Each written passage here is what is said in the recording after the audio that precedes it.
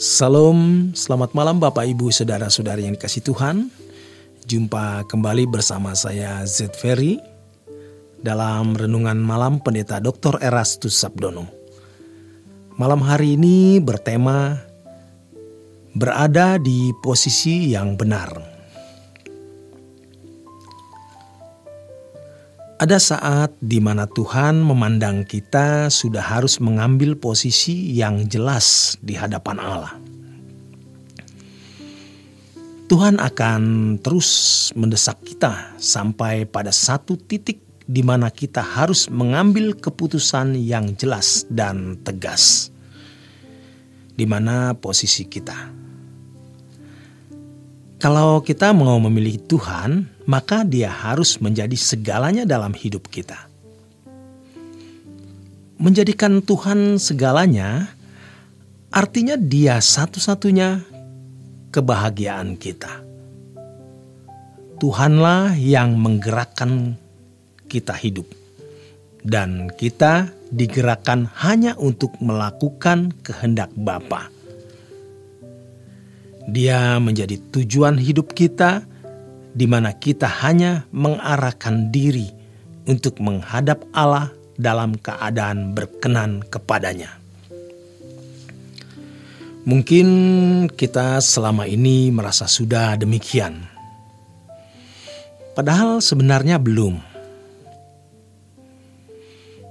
Kita memiliki banyak keinginan, cita-cita, obsesi, walaupun itu dibungkus dengan dalih pelayanan. Sejujurnya juga ada agenda di balik itu supaya kita bisa eksis. Kenapa? Karena hati kita memang belum sepenuhnya bulat untuk memberi kemuliaan bagi Allah.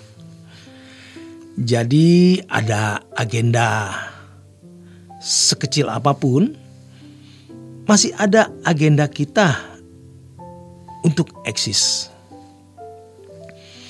Agenda tersebut secara terselubung dimiliki oleh banyak pendeta, banyak hamba Tuhan, banyak orang mengaku pelayan Tuhan.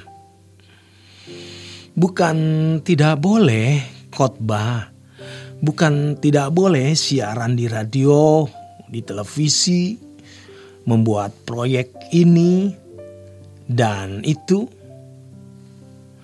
Tuhan memang menghendaki kita bergerak terus melakukan pekerjaan Tuhan, pelebaran kerajaan Allah melalui segala sarana. Tetapi ketika kita belum memiliki posisi yang bulat dan utuh, sebenarnya masih ada agenda-agenda pribadi kita di situ. Jika masih ada agenda-agenda pribadi di situ, pasti kita masih mau menyerang orang, menjelekkan orang. Dengan kecerdikan kita mengata-ngatai orang, membicarakan orang lain yang mengarah untuk menjatuhkannya. Karena kita mau mengangkat diri kita. Tetapi ketika kita mengambil keputusan untuk ada di posisi yang benar, kita serius di situ. Kita pasti tidak memiliki agenda apapun dalam hidup ini, kecuali menyenangkan hati Allah Bapa. Hidup kita pun menjadi bergairah karena kita mau melakukan kehendak Allah. Kita mau hidup tidak bercacat, tidak bercelah. Juga bukan karena aku sentris, tetapi teosentris. Kita mau menyenangkan hati Allah. Jika kita sudah bisa menghayati hal ini, kita akan tahu bahwa kalau kita tidak merindukan Tuhan, berarti kita berkhianat kepadanya. Kalau kita tidak ingin pulang ke surga, berarti kita sudah sesat.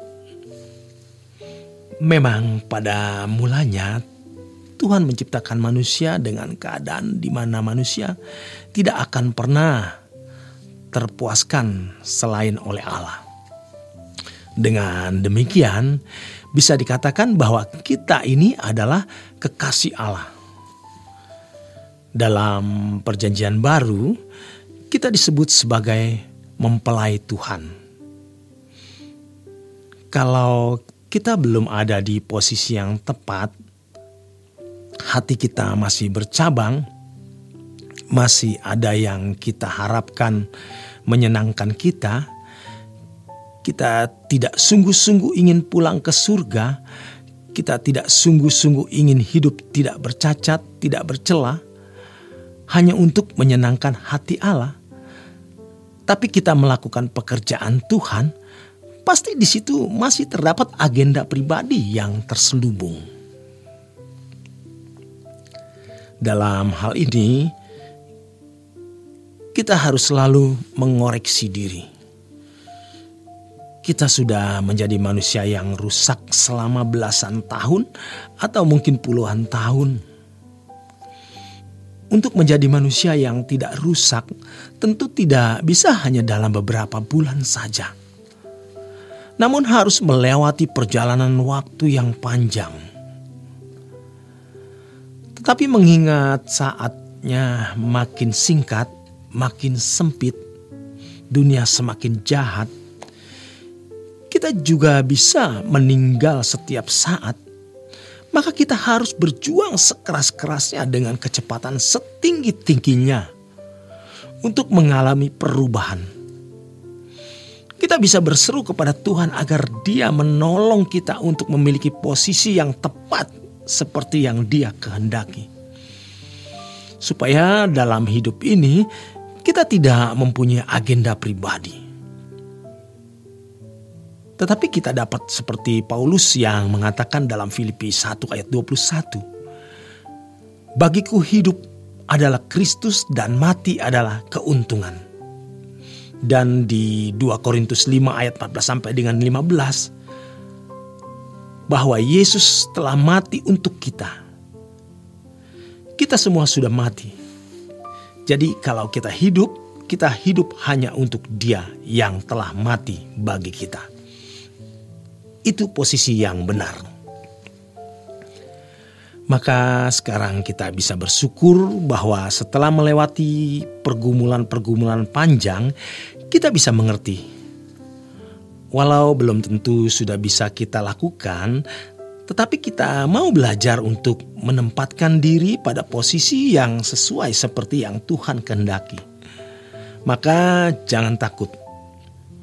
Kita tidak akan pernah menyesal memiliki Tuhan dan memiliki Tuhan itu sudah segalanya. Tetapi kita tidak bisa memiliki Tuhan kalau masih memiliki yang lain. Kita tidak bisa dimiliki Tuhan kalau kita masih memiliki sesuatu yang lain. Berat bukan? Tetapi kalau kita mencintai Tuhan dan bertekad, pasti kita bisa. Selamat berjuang, selamat beristirahat. Tuhan memberkati.